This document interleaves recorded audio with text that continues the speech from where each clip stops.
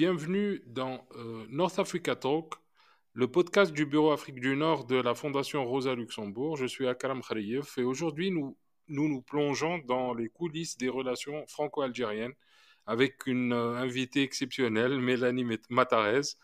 Elle est l'autrice du livre Comment la France a encore perdu l'Algérie, paru aux éditions Presse de la Cité. Un regard sans concession sur les erreurs de Paris et les mutations euh, des, des, euh, de la vision d'Alger. Entre incompréhension, enjeux diplomatiques et rapports de force, nous allons tenter de répondre à une question clé. La France a-t-elle définitivement perdu l'Algérie? Si oui, que faut-il faire? Restez avec nous. Donc, bonjour Mélanie. Bonjour. Donc, je le rappelle, vous êtes journaliste, vous êtes entrepreneur aussi en Algérie, installé depuis quelques années maintenant, une quinzaine d'années. Vous êtes aussi donc auteur, vous avez publié de nombreux livres.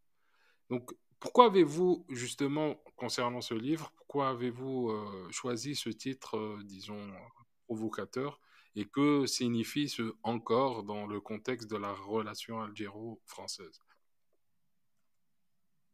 Oui, le titre est clairement provocateur et c'est voulu, bien sûr.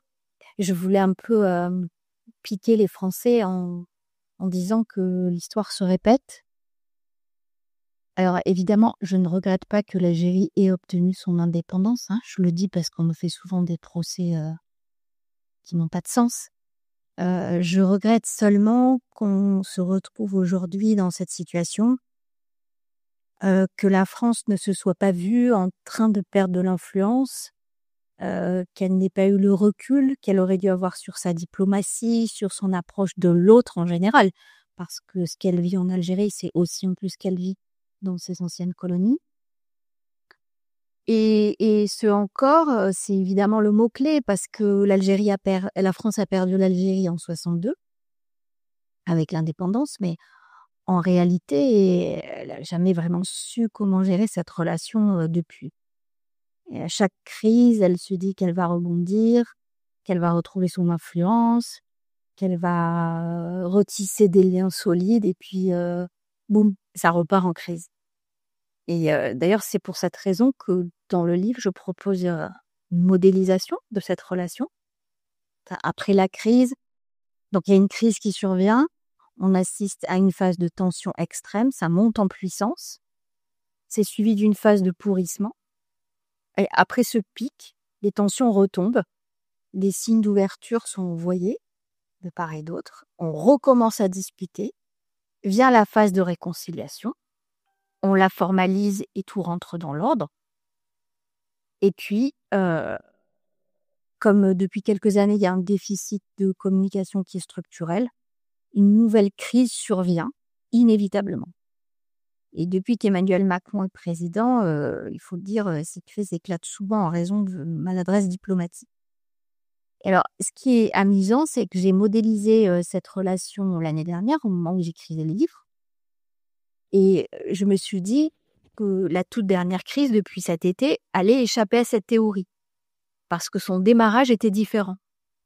Et puis finalement pas. On voit bien que il y a eu la crise, il y a eu une succession de tensions qui ont amené à un climax, en fait. Et qu'après ce climax, le patron de la DGSE est venu à Alger. Alger qui ne voulait plus, qui avait fermé tous ses canaux, tout d'un coup les a ouverts. Et on a recommencé à discuter. Donc, la dernière crise rentre aussi obéit à cette théorie de la modélisation. Donc le résultat est là en tout cas. Paris et Alger s'observent, se testent, se disputent. Et finalement, la France semble toujours finir par perdre du terrain.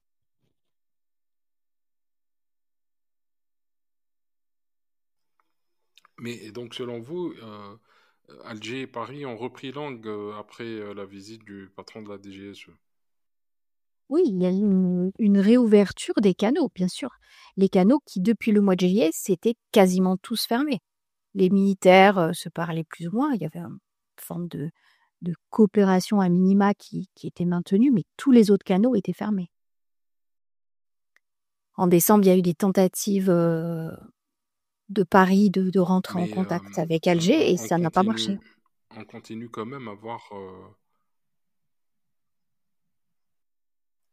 Mais il n'empêche que les campagnes médiatiques de part et d'autre de la Méditerranée se poursuivent. En fait, s'il y a eu réouverture des canaux de communication, personnellement, j'ai pas l'impression qu'on soit dans l'accalmie.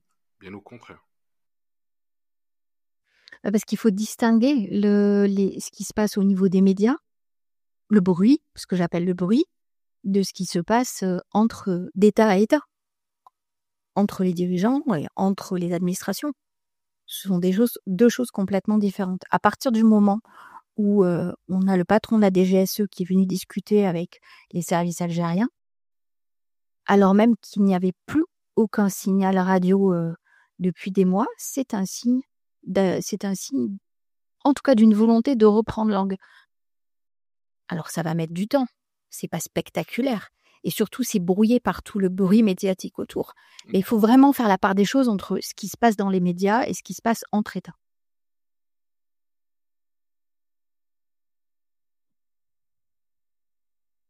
Donc, j'ai eu le plaisir de lire votre livre. J'ai vu un peu le cheminement de ce que vous faites parce que vous faites remonter quand même la relation au tout début. Selon vous, comment est-ce que vous décririez aujourd'hui la perception mutuelle entre la France et l'Algérie dans l'état actuel de la crise, mais même juste avant? Cette perception, donc il faut distinguer la perception d'abord du côté algérien et puis du côté français. Mais dans les deux cas, elle est marquée par une charge très forte, historique et émotionnelle. Alors, si je commence par l'Algérie, on peut dire que l'Algérie a gagné la guerre contre la France. Elle a gagné son indépendance. Et pourtant, et c'est assez paradoxal, elle regarde la France comme si elle avait perdu. Dans le discours officiel, la mémoire est omniprésente. On était en train de lui demander des comptes, on veut qu'elle s'excuse, on veut qu'elle rende des choses. La colonisation, la guerre d'indépendance sont des références constantes. Elle reste perçue comme l'ancien colonisateur, quoi qu'elle fasse. Et elle est accusée de ne pas reconnaître aussi pleinement ses responsabilités historiques. Et les autorités semblent en permanence à fleur de peau sur ce qui peut se dire ou s'écrire en France à son sujet. Donc on voit bien qu'il y a beaucoup de méfiance politique. Ouais, alors je fais la différence avec les Algériens, la population. Dans mes relations avec eux, je vois bien qu'ils regardent la France avec beaucoup plus de pragmatisme. Ils critiquent la politique de la France, en particulier en matière d'immigration. Ils critiquent aussi tout ce qui contribue à stigmatiser la communauté algérienne, en particulier le discours des médias et de l'élite. Mais ça n'empêche que les liens entre les populations de part et d'autre font que la France reste une destination privilégiée pour les études, les soins, le travail. Alors, ce qui est intéressant, c'est que les autorités, comme la population, connaissent bien mieux la France que la France ne connaît l'Algérie. Pour les Français, l'Algérie, je le dis dans le livre d'ailleurs, c'est un trou noir. On ne comprend pas. Et puis, il faut le dire, comme c'est très difficile d'obtenir un visa, personne n'a plus les codes pour la décrypter, puisque personne ne vient se frotter au réel. Moi, je rencontre des fois des hommes politiques qui viennent, des hommes politiques français, ils comprennent pas. On voit bien qu'ils ont pas... Ils arrivent avec une grille de lecture qui est la leur, mais qui correspond pas à la réalité. Les journalistes, c'est pareil. Donc, c'est ce qui donne d'ailleurs des discours complètement surréalistes dans les médias français. Donc, tous ces clichés sur l'armée, le terrorisme, l'islam, voilà. Pour une partie des politiques, de l'élite, mais aussi pour la population. Et là, je pense en particulier aux anciens combattants, aux pieds noirs, aux harkis, aux descendants d'immigrés algériens. L'Algérie reste un sujet sensible. D'où la difficulté d'établir un dialogue apaisé. Voilà. En fait, si je rebondis sur ce que vous dites maintenant, à la fin de de ce que vous venez de dire, et d'ailleurs vous l'écrivez dans votre livre, vous étiez journaliste en Algérie, vous aviez dirigé la rédaction d'El Watan Weekend pendant quelques années. Vous dites dans votre livre un truc très très intéressant, c'est que la politique internationale, les questions de politique internationale, lorsqu'ils sont écrits par les journalistes algériens, ils sont écrits à travers le prisme des positions françaises et ou des positions des médias français. Ça, c'est très, très intéressant. Est-ce que justement, vous ne pensez pas que cette surmotivation des élites algériennes et notamment des médias peut-être francophones algériens, est-ce qu'elle n'est pas l'inverse de cette méconnaissance crasse des médias français qu'ont les médias français pour l'Algérie? Est-ce que ça n'accentue pas cette frustration? Oui, la frustration, même l'incompréhension aussi. Oui, c'est assez fascinant de voir, les journalistes, bon alors les journalistes algériens, je les connais bien parce que je les ai fréquentés pendant longtemps. C'est, heu, c'est fou, ils connaissent l'actualité française mieux que moi par moment. L'actualité internationale et ce qui se passe en France, ils sont capables de citer, les derniers, discours, les derniers tweets de tous les hommes politiques. Ils connaissent très, très bien ce qui se passe en France. Ils savent très bien ce qui se passe en France, et l'inverse n'est pas vrai. Ça, c'est vrai.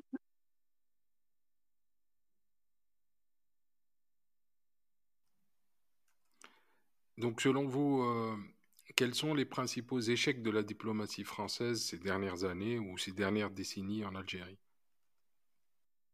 Alors, moi, je parle uniquement de ce que je connais. Je suis là depuis 18 ans, donc on va dire, allez, ces 20 dernières années. Heu, je crois qu'on peut parler, d'une gestion maladroite du passé colonial. C'est vrai que la France a souvent hésité à reconnaître, sa responsabilité dans les exactions commises pendant la colonisation et pendant la guerre. Alors, depuis qu'Emmanuel Macron est président, il y a eu beaucoup de choses dites, de gestes faits. Le problème, c'est qu'avec Macron, c'est que cette gestion de la mémoire est instrumentalisée au service du politique. Il y a quelques années, c'était en 2021, il a accusé le pouvoir algérien d'exploiter la rente mémorielle. Mais lui, en fait, il fait un peu la même chose. Il a artificiellement créé un lien entre la mémoire de la guerre et les lignes de rupture dans la société française. Donc, moi, je dirais que globalement, quand même, il y a une gestion maladroite de ce passé colonial. Avant, parce qu'on en parlait peu et parce que depuis qu'on en parle beaucoup, depuis qu'Emmanuel Macron est là, on en parle beaucoup, mais pour de mauvaises raisons. Ou en tout cas, avec des objectifs douteux. Ensuite, je dirais que la façon dont la France, depuis toutes ces années, regarde l'Algérie, bon, et encore une fois, pas uniquement l'Algérie, hein, ses anciennes colonies, c'est la même chose, heu, pose problème. Moi, j'ai discuté avec de nombreux diplomates et il y a un discours paternaliste récurrent qui est juste effrayant. Et cette perception, en fait, par l'Algérie, même par les Algériens, hein, le fait ils ont l'impression qu'on leur parle comme à des enfants ou avec une forme de supériorité de la part des Français. Elle a été exacerbée par, des maladresses diplomatiques. Et là, évidemment, quand je dis ça, on pense tous aux déclarations de de Macron, au Monde, où il avait critiqué, la gouvernance algérienne. Il avait dit, «On voit que le système algérien est fatigué, heu, que le Irak l'a fragilisé». Il avait dit aussi qu'il voyait le président Tebboune pris dans un système très dur. Il avait accusé le système politico-militaire d'entretenir une rente mémorielle, d'ailleurs. Il avait remis en question l'existence d'une nation algérienne avant la colonisation française. Enfin, c'est fou et on l'a vu encore à Mayotte, il persiste dans ce discours un peu paternaliste où quand même, ah bah, les gens de Mayotte, ils devraient quand même dire merci à la France. Voilà. Donc ça aussi, ce discours-là depuis tant d'années, ça fait du cumul et c'est des choses qui sont comptabilisées. Après, il y a des choses aussi, très concrètes. Je pense aux restrictions sur les visas. quand la France avait décidé de réduire le nombre de visas accordés aux Algériens, mais aussi aux Tunisiens et aux Marocains, en invoquant un manque de coopération sur le retour des ressortissants en situation irrégulière. Là, Paris s'est aperçu que cette politique était complètement contre-productive. Mais enfin, ça a été fait et c'est resté longtemps en place quand même. Ouais, ça, c'est des erreurs diplomatiques qui comptent aussi.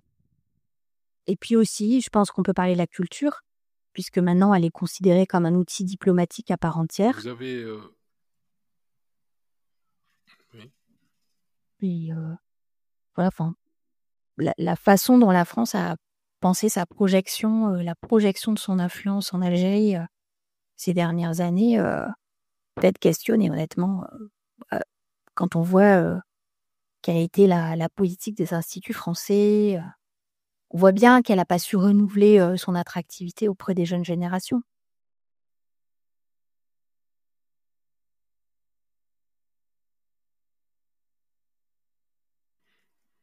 Vous avez évoqué le Hirak. Quelles conséquences le Hirak de 2019 a-t-il eu sur les relations bilatérales? J'enchaînerai tout à l'heure avec une autre question sur ce point-là, mais j'aimerais vous écouter sur les conséquences. Le Irak a brouillé la lecture que la France avait de l'Algérie. Parce que personne ne s'attendait à un tel mouvement. Et donc, ça a perturbé sa lecture, sa compréhension. Et c'était d'autant plus compliqué que, quoi qu'elle fasse, elle avait tort. Si elle se prononçait, elle avait tort. Si elle se taisait, elle avait tort. Donc, elle a été accusée parfois d'essayer d'influencer la situation. Elle jouait la carte de la prudence en évitant de soutenir ouvertement le mouvement pour pas froisser les autorités. Mais ça a été perçu par les protestataires comme une forme de complicité. On a vu que l'Irak avait ravivé le discours anti-français parmi certains manifestants. Et donc, ouais, puis le mouvement a aussi ravivé les débats sur la mémoire coloniale, les excuses des archives, voilà. Et puis c'est compliqué parce qu'à chaque fois qu'il y a une crise en Algérie, on trouve un bouc émissaire, on cherche un bouc émissaire. Et en général, il est tout trouvé, c'est la France. Donc là, dans le cas de l'Irak, soit elle était accusée de chercher à influencer la situation, et toute déclaration était interprétée comme une tentative d'ingérence, soit elle se taisait et elle était complice.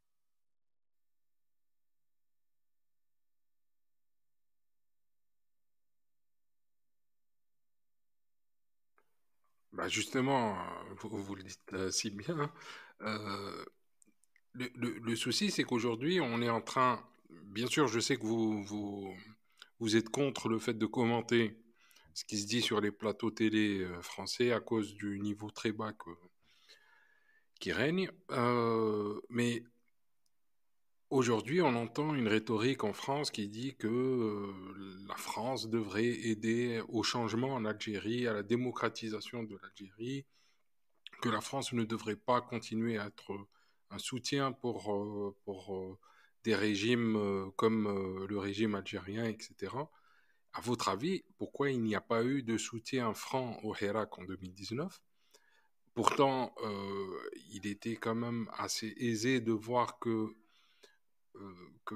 la chute de Bouteflika allait venir et qu'elle allait être assez rapide.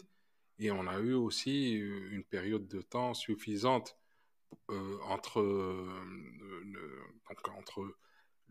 la chute de Bouteflika et l'organisation d'élections présidentielles sérieuses. On se rappelle qu'il y a eu l'annulation des premières élections en juillet 2019.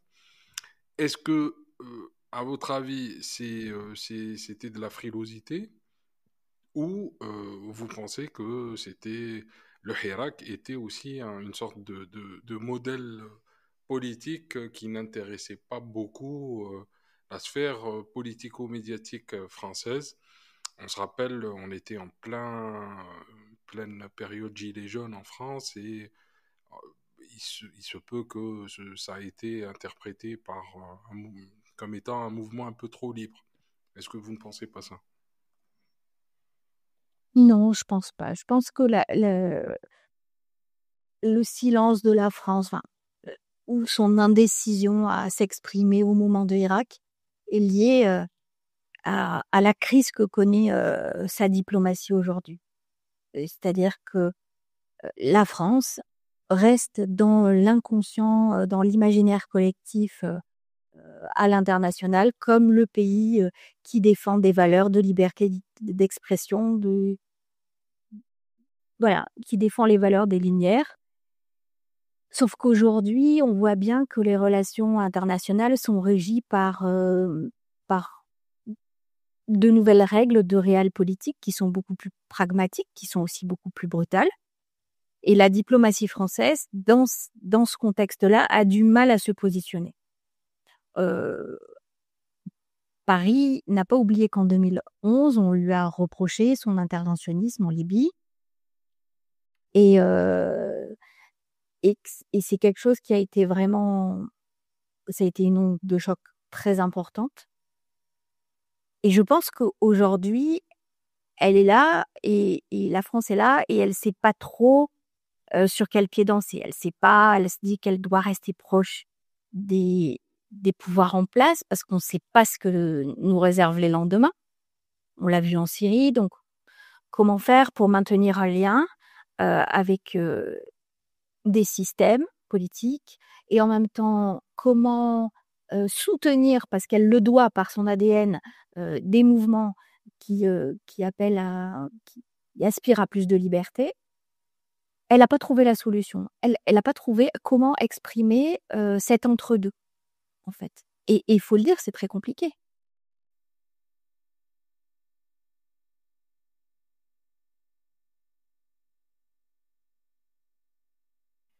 Donc vous êtes une personnalité médiatique algérienne, hein, je me plais à le dire. Vous faites partie du paysage médiatique algérien depuis presque 20 ans. Selon vous, avec votre regard aussi français, pourquoi les médias français semblent-ils souvent mal comprendre ou mal interpréter l'Algérie d'aujourd'hui, ou les différentes Algéries qui ont existé ces dernières années, ces 2 dernières décennies? Vous l'avez un peu évoqué tout à l'heure, mais j'aimerais vous écouter sur ça. Et si vous avez des conseils à donner aux confrères.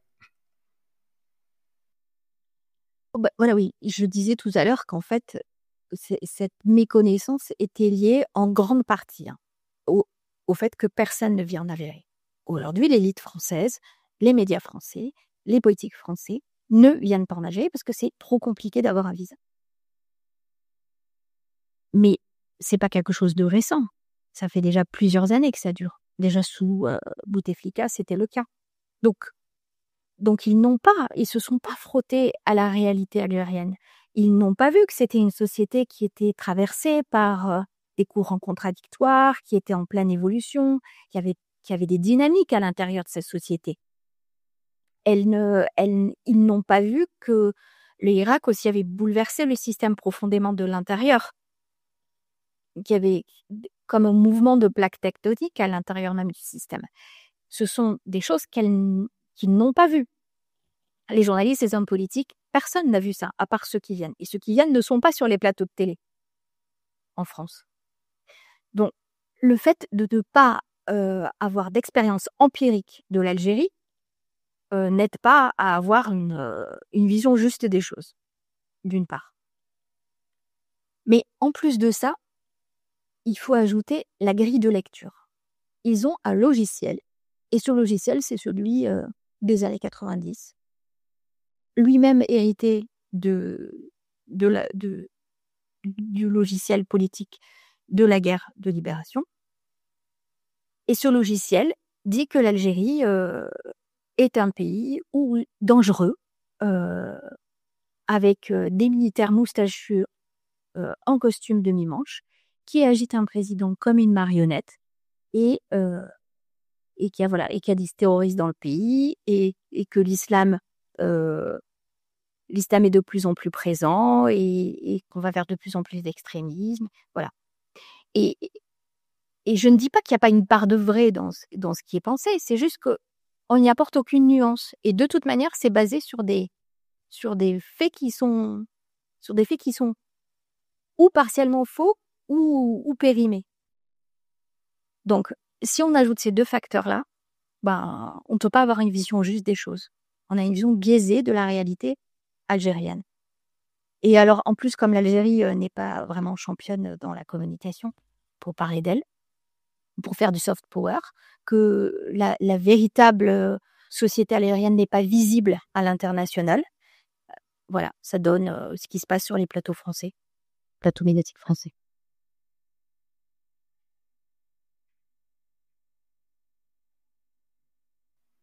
Et si on ajoute à ça le rôle des réseaux sociaux pour envenimer les choses, je pense que voilà, il y a un véritable problème de perception. D'ailleurs, selon vous, quel est le rôle de ces réseaux sociaux dans la perception des deux pays ou entre les deux pays?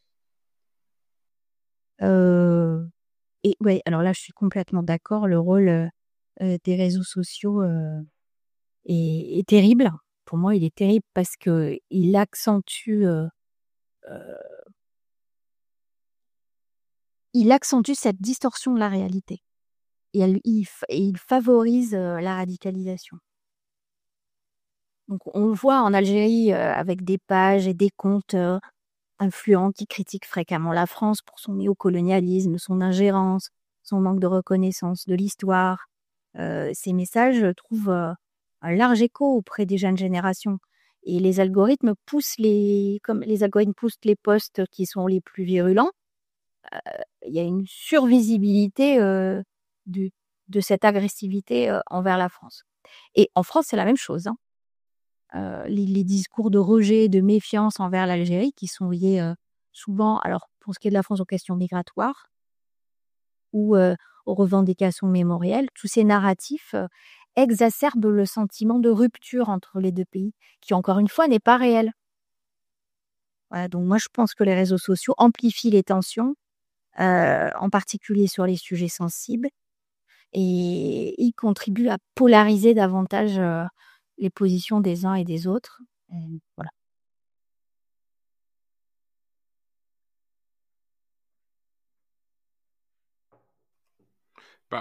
On a vu récemment les déboires de la France en Afrique, hein, il faut le dire. Un recul patent de la France dans ses anciennes colonies africaines. Dans votre livre, vous parlez clairement d'une vision paternaliste contre rejet adolescent dans les relations bilatérales entre l'Algérie et la France, mais de manière un peu plus large entre les anciennes colonies et la France. Est-ce que, au vu du recul et des défaites subies par la France ces dernières années en Afrique, est-ce que vous pensez que cette dynamique-là, ce regard-là, est toujours d'actualité? Et est-ce qu'il s'applique aussi à l'Algérie, malgré la différence entre les anciens territoires coloniaux africains et l'Algérie vis-à-vis de la France? Alors, j'ai l'impression que chez les jeunes générations de diplomates, le regard est en train de changer. Eux-mêmes se rendent compte que les anciens, bah, ceux qui ont aujourd'hui entre 60 et 70 ans aux affaires étrangères, ont un discours complètement paternaliste. Et parfois, sans s'en rendre compte. Euh, Chez les jeunes générations, c'est en train de changer. Eux ont pris conscience justement de la volonté des sociétés et là j'élargis, hein, je parle pas uniquement en Algérie, mais aussi en Afrique, la volonté de ces sociétés de s'émanciper, de réclamer euh, d'être plus de souverainisme, et de dénoncer les complicités entre Paris et les capitales et les pouvoirs en place. Et je pense que voilà, cette jeune génération de diplomates comprend ça. Le problème, c'est qu'avant que ça se traduise par par un changement de politique, ou en tout cas que ce changement de politique soit visible sur le terrain, ça va prendre du temps.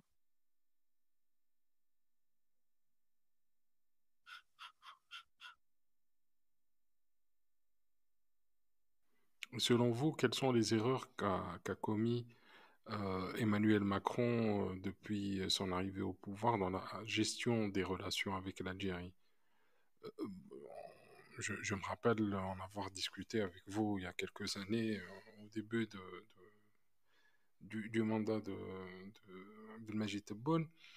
Je pense qu'une des premières erreurs, c'est d'avoir ramené cette relation-là à une prétendue amitié entre les deux hommes. Est-ce que vous pensez que c'est vrai? Oui, complètement. Et c'est tout le problème. C'est-à-dire que Emmanuel Macron a ramené la relation bilatérale à sa relation avec Abdelmajid Tebboune. Et donc, c'est pas comme ça qu'on fait fonctionner une relation bilatérale, quelle qu'elle soit. Ils, ils- ils ont tous les deux des personnalités telles qu'ils ont pu impulser une dynamique. À un moment donné, quand Macron est venu en Algérie, par la déclaration d'Alger, il y a eu une volonté. On a senti qu'il y avait une dynamique qui était impulsée. Le problème, c'est qu'après, rien n'a ruisselé. Et si rien n'a ruisselé, c'est parce que tous les mécanismes qui, normalement, sont amenés à récupérer la volonté politique pour la transformer sur le terrain ont été cassés. Donc, aujourd'hui, on l'a vu pendant la crise, après la crise au mois de juillet, tous les canaux de communication se sont fermés. Et derrière, tous les mécanismes, alors quand je parle des mécanismes, c'est ces réunions style CIHN, Comefa, ce genre de choses, ces groupes-là, dont la vocation est de mettre face à face des hommes politiques, des fonctionnaires, des hauts fonctionnaires, des diplomates, sont là pour construire la relation bilatérale, pour implémenter la volonté politique, pour parler. Et quand on parle, eh ben, on dénie les tensions et ça peut anticiper les crises. Or, eux, ils ont fait table rase de tous ces mécanismes. Donc, ça ne marche plus.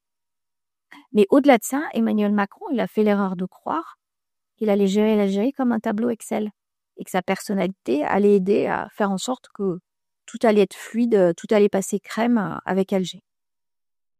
Or, l'exemple de la crise des visas montre bien que vouloir réduire les quotas pour forcer Alger à accepter davantage de retours d'OQTF, ça n'a fait qu'exacerber les tensions.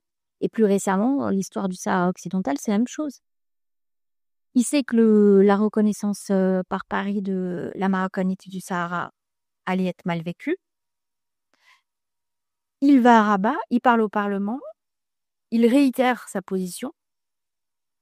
Et quelques jours plus tard, il reconnaît la responsabilité de la France dans l'assassinat de l'abbé Ben-Mehdi. Comme si c'était, encore une fois, un tableau Excel. Un plus, un moins. Et du coup, comme ça, sa politique de je m'entends bien avec Rabat et je m'entends bien avec Alger, c'est possible. Non, c'est pas possible, ça marche pas comme ça, en fait, la diplomatie.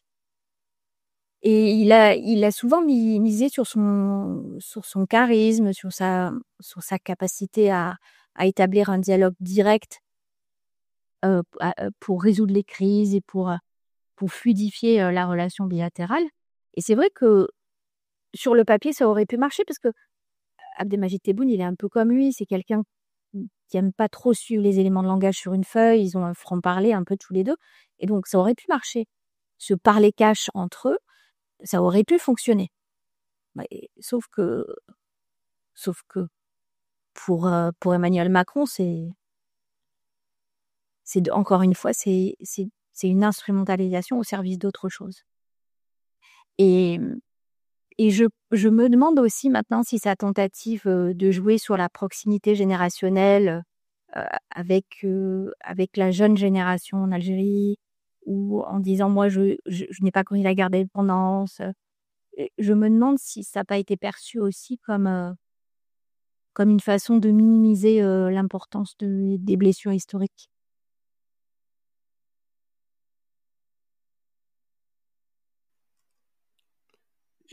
Donc, selon vous, est-ce que la France a encore une influence réelle en Algérie ou est-ce que elle est désormais perçue comme un acteur secondaire? Vous citez d'innombrables exemples dans votre livre de relations entre l'Algérie et d'autres pays, notamment européens. Quel est, selon vous, ce qui reste de l'influence française en Algérie? Alors, si on parle de l'influence économique, bon, la France reste un partenaire important, mais sa présence est affaiblie et, et je pense que cet affaiblissement va se poursuivre à l'avenir. Euh, Parce que face à l'essor de nouveaux acteurs comme la Chine ou la Turquie, elle a du mal à rentrer en concurrence avec ces pays-là. Et de toute manière, elle n'est pas aidée par Alger qui a envie de multiplier ses partenaires.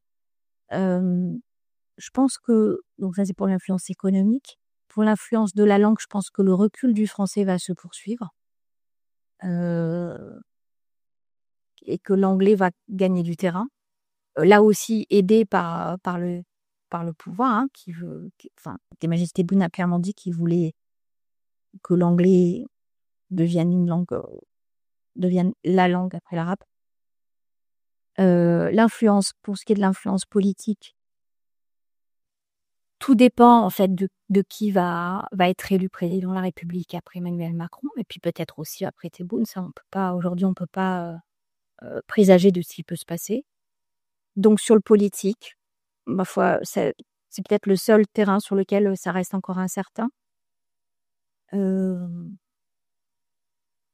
Par contre, je pense que la relation restera très forte, indépendamment du politique ou de l'économie, parce que les liens entre les populations sont tels que ce poids-là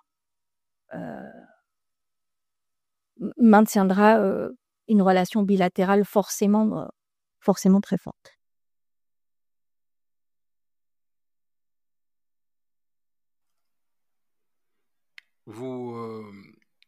Donc, selon vous, l'Algérie semble se tourner vers d'autres partenaires internationaux, comme l'Italie, la Chine, et on le voit bien, hein, les Algériens n'apprennent pas l'italien ou le chinois non plus, parce que vous parliez de la langue. Est-ce que selon vous, est-ce que cela présage d'une rupture définitive avec la France, du moins en termes de gros partenariats pays à pays?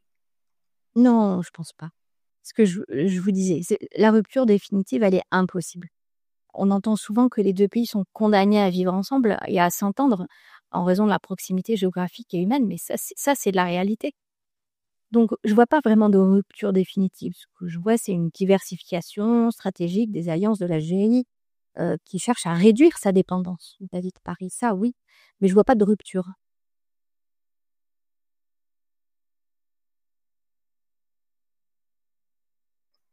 Justement, pour parler de l'Italie, qu'est-ce qui différencie l'approche italienne de celle de la France dans leur relation avec l'Algérie?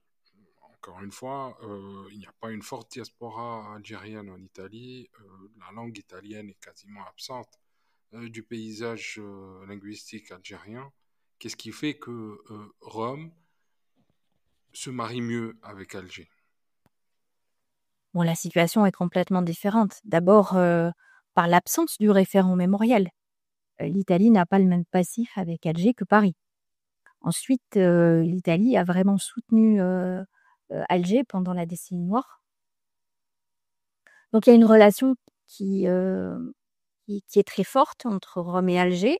Et je dois dire que Abdelmajid Tebboune, il a toujours su jouer de cette rivalité entre Rome et Paris, en rappelant que depuis l'indépendance, l'Italie avait toujours soutenu l'Algérie pendant la guerre de libération, pendant la guerre civile, en disant qu'à ce moment-là, l'Italie était à nos côtés. Donc pour toutes ces raisons, la bienveillance à l'égard des Italiens, elle est, elle est totale. Mais mais ce qu'il faut dire aussi pour nuancer un peu tout ça, c'est qu'en effet, l'italien, c'est pas la langue parlée par les Algériens et puis que sur le terrain, pour les entreprises italiennes, c'est aussi très compliqué. C'est compliqué comme pour tous les autres.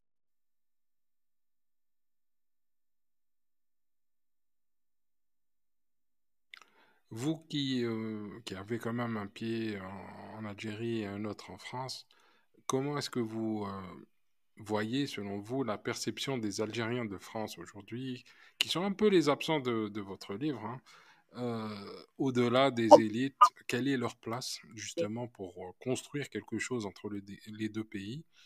Et est-ce que vous ne pensez pas que finalement les Algériens vivant en France, les Algériens de la diaspora, sont aussi la première victime de cette brouille et ils subissent des deux côtés, quoi. Ah complètement et on le voit, il y a eu un mécontentement qui s'est exprimé dans la diaspora, algérienne en France. Heu, Parce que c'est les premiers à dire, «Nous, on ne veut pas être stigmatisés par, ces discours médiatiques, contre l'Algérie». Le gros de la diaspora algérienne, ce sont, des Algériens qui travaillent, qui demandent à être, considérés comme, n'importe quel autre citoyen, qui veulent vivre tranquillement, qui veulent pratiquer leur islam, qui veulent sortir, qui veulent faire leur vie sans être regardés comme, un Algérien, comme un représentant de ce pays qui a des OQTF, qui a des influenceurs un peu voyous, qui voilà, la diaspora, elle évidemment, elle est la première victime de cette situation.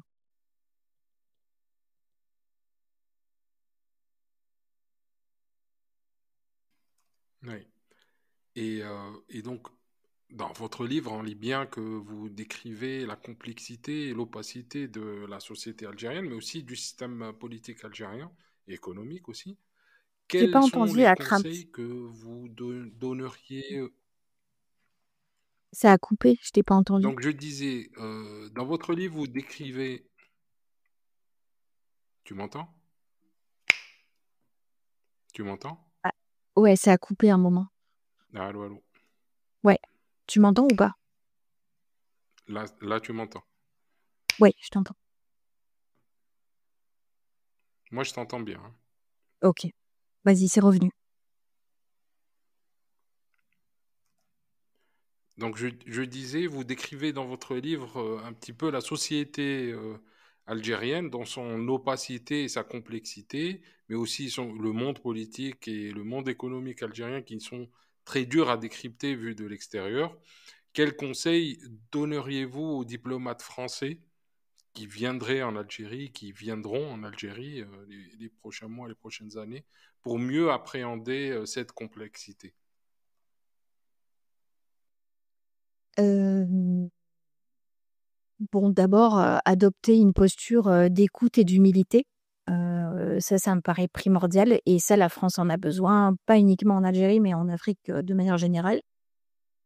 Donc éviter le ton moralisateur, paternaliste. Mais ça, je pense que vraiment les nouvelles générations l'ont compris, hein. Donc voilà, ça, c'est très important. Heu, Aussi comprendre que l'Algérie ne fonctionne pas comme un État européen. C'est Elle a ses codes, elle a sa temporalité, elle a ses propres rapports au pouvoir, et pour décrypter, les signaux politiques et sociaux, il faut faire un effort et il faut sortir des grilles de lecture occidentales. Ça, c'est très important, et ça, c'est l'apprentissage, qui peut être fait en France dans les écoles, type ENA. On pourrait expliquer, aux aux jeunes futurs diplomates que c'est bien de regarder l'autre, mais pas avec une grille de lecture française. Et puis ensuite, essayer de faire un effort ici pour parler à tout le monde et pas uniquement, aux Algériens qui aiment la France, qui parlent français ou qui aiment boire de l'alcool. Mais, ça je pense que ça pourrait aider à mieux comprendre, ça pourrait aider à mieux comprendre comment fonctionne le pouvoir, que l'armée, les services, et la société de manière générale. Parce que ça aussi, c'est important de comprendre la société dans laquelle on travaille et dans laquelle on vit et voilà. D'ailleurs, vous citiez dans votre livre l'exemple des Américains ou des Britanniques qui n'avaient aucun complexe à inviter des jeunes venant du monde islamiste, on va dire, ou les Oui, des arabophones, arabophones, ou rien que ça, ouais. des intellectuels plutôt défendant des... Oui, oui. Des intellectuels défendant des visions plus nationalistes, disons, très conservatrices, etc. Et que ça ne posait pas de problème pour les diplomates anglo-saxons de les accueillir, de discuter avec eux et de prendre en considération leur point de vue. En fait, c'est peut-être ça le problème, c'est que la France regarde aussi, enfin les diplomates français regardent aussi l'Algérie à travers le prisme de personnes qui leur ressemblent un peu ou qui aimeraient leur ressembler, je pense. Oui, ou qui sont naturellement leurs alliés. On voit bien que dans les événements, il y a une réticence à aller vers les arabophones. Peut-être parce que la langue, normalement, ne devrait pas être un obstacle. Enfin, aujourd'hui, il y a des traducteurs, il y a mais voilà, on va naturellement vers celui qui nous aime. Ça, c'est quelque chose qui revient de manière, récurrente dans les discours des Français. «Ah mais eux, ils nous aiment. Eux, ils sont nos amis, ils sont nos alliés». Mais quand on fait de la diplomatie, on parle avec tout le monde. Et si on veut comprendre une société, il faut bien qu'on en Et explore, toutes les facettes.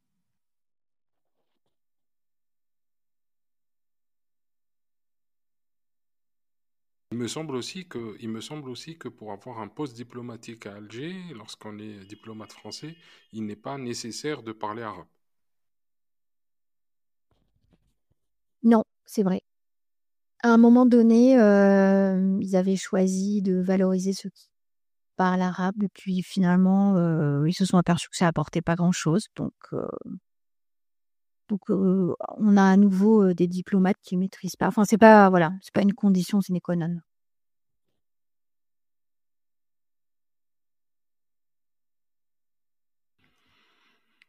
Enfin, quelles sont selon vous les étapes clés pour rétablir une relation apaisée, constructive entre les deux pays, les deux systèmes politiques, les deux économies, les deux sociétés?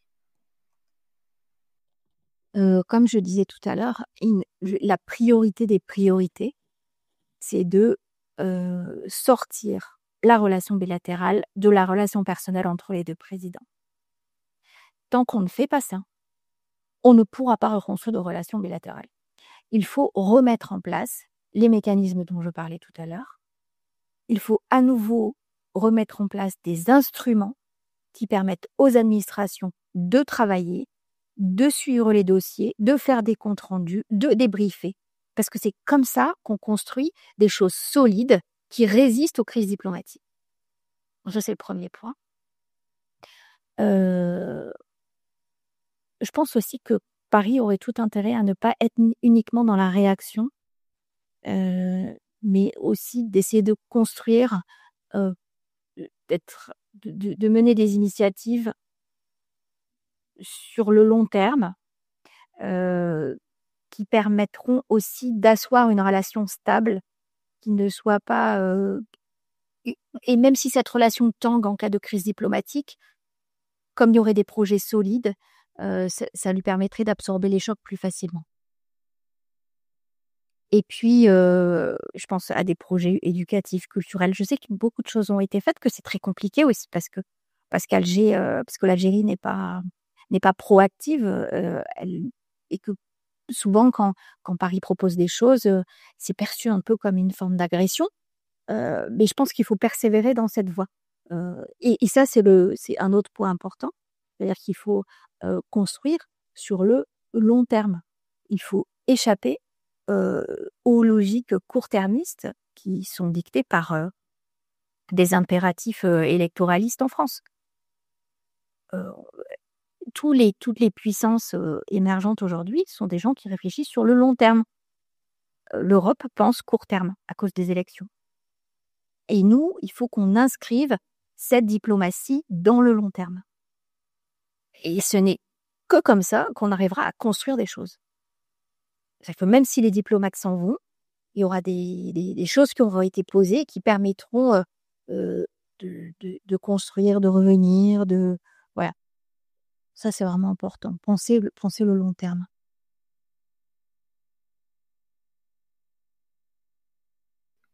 Et quid de la question mémorielle? Est-ce que ça n'aiderait pas à résoudre, au moins éliminer une problématique qui pourrit la relation depuis beaucoup d'années et qui est demandée par pas mal de gens aussi, hein, des deux côtés? Donc, quand vous dites ça, vous voulez dire que Paris s'excuse?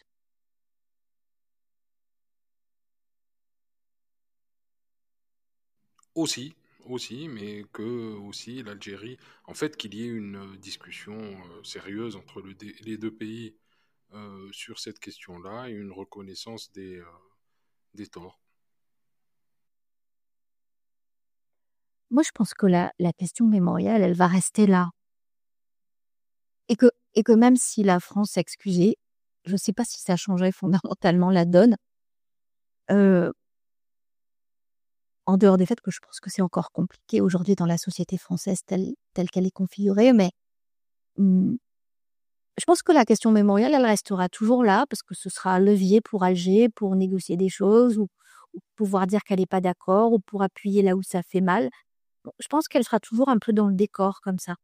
Maintenant, des irritants, il y en a un paquet et on pourrait tous les prendre un par un et essayer de voir comment régler les dossiers un par un, ceux qui peuvent être réglés et les autres qui doivent encore patienter. Bon, des irritants, il y en a d'autres, hein. Déjà, si on commençait par régler, la question des litiges économiques, ça ferait peut-être avancer, les choses.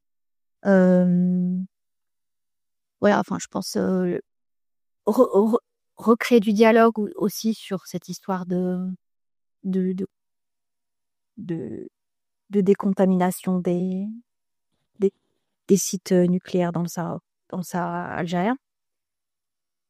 Là aussi, il y a des choses qui sont à faire, même si Paris et Alger, pour plein de raisons, ont pas trop intérêt à avancer là-dessus, mais je pense qu'il pourrait y avoir des gestes, des choses qui sont faites. Enfin, ce que je veux dire, c'est que dans tous les dossiers des irritants, il y a bien des questions qui pourraient trouver une solution rapidement et ça permettrait de détendre, les choses.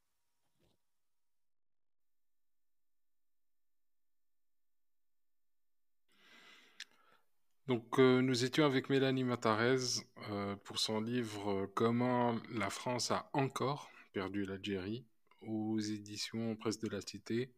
Merci beaucoup, Mélanie, Merci Akram. et à bientôt. À bientôt.